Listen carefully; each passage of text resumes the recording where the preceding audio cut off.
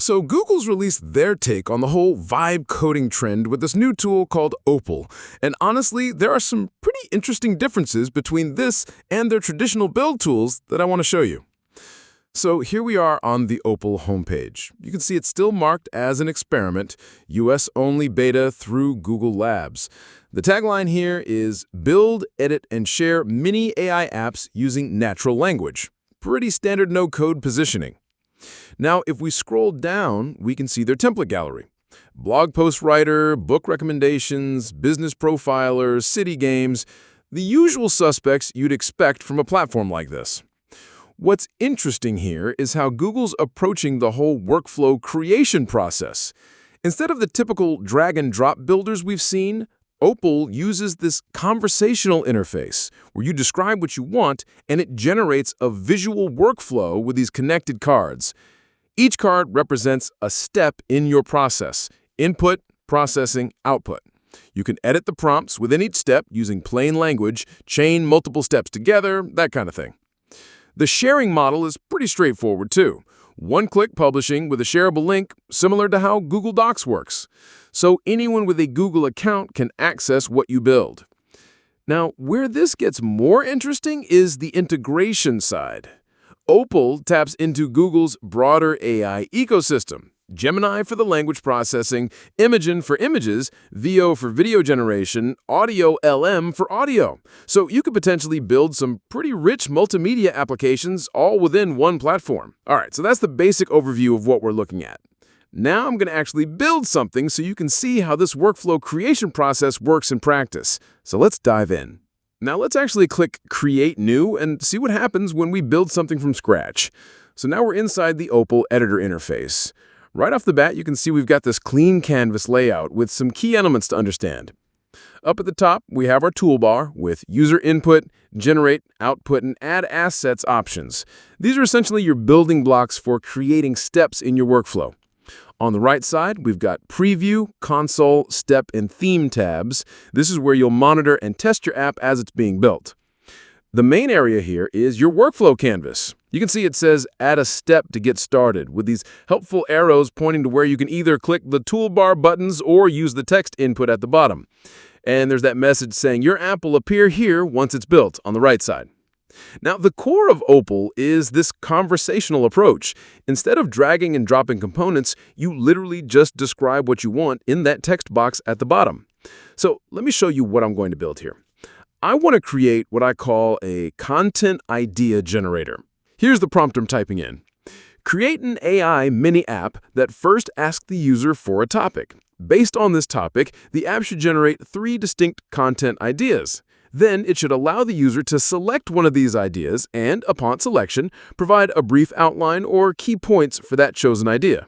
Conclude by offering the option to generate more ideas or confirm and finalize. This prompt is designed to show off a few things: user input handling, AI generation with multiple outputs, user selection logic, and conditional branching. Basically, the kind of multi-step workflow that would typically require actual coding logic in traditional app builders. All right, let's hit send and see what Opal generates for us. All right, so let's see what Opal generated for us. And, honestly, it's all right. I mean, it did what I asked. We've got our 3-step workflow here with the user input, content generation, and that final output step. Looking at the preview on the right, we can see it created this AI content strategy interface.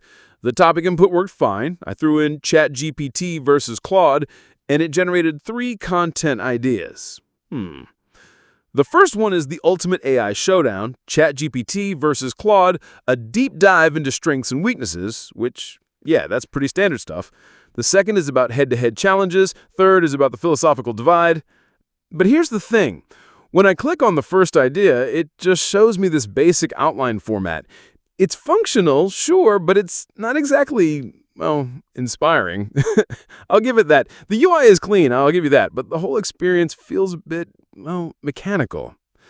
Don't get me wrong. For a tool that's still in experimental beta, this is impressive. The fact that I can describe what I want and get a working multi-step workflow is genuinely cool. But, and here's where it gets interesting, I want to compare this to what happens when we take the exact same prompt and throw it at a different approach. So now I'm going to fire up Google's other offering. Let's see how this same content idea generator prompt performs in a more traditional coding environment. Because here's what I'm curious about. Opal is designed for this vibe coding approach, right? But what happens when we take that same creative vision and build it with a more traditional vibe coding approach? So let's switch gears. Time to see how the other side handles this challenge. Now, let me show you what happens when we take that exact same prompt and throw it at Google AI Studio, or as it's called now, Build Apps with Gemini. So I'm pasting in the identical prompt, create an AI mini app that first asks the user for a topic. Based on this topic, the app should generate 3 distinct content ideas. The whole thing, same vision, different execution. And look at this. The AI Studio approach just hits different, doesn't it? We've got this clean, modern interface with what's your topic prominently displayed, and when I type in ChatGPT versus Claude, boom, 3 beautifully formatted content ideas with detailed descriptions. AI artistry, ChatGPT versus Claude in creative writing. And look at this description. This article compares ChatGPT and Claude's ability to generate creative content across different mediums like poetry, short stories, and marketing copy, highlighting their unique stylistic differences. That's actually good. That's actually good. The UI is polished, the interactions feel smooth, and when I click on the first idea, it gives me this gorgeous outline with structured bullet points. It feels like a production-ready app.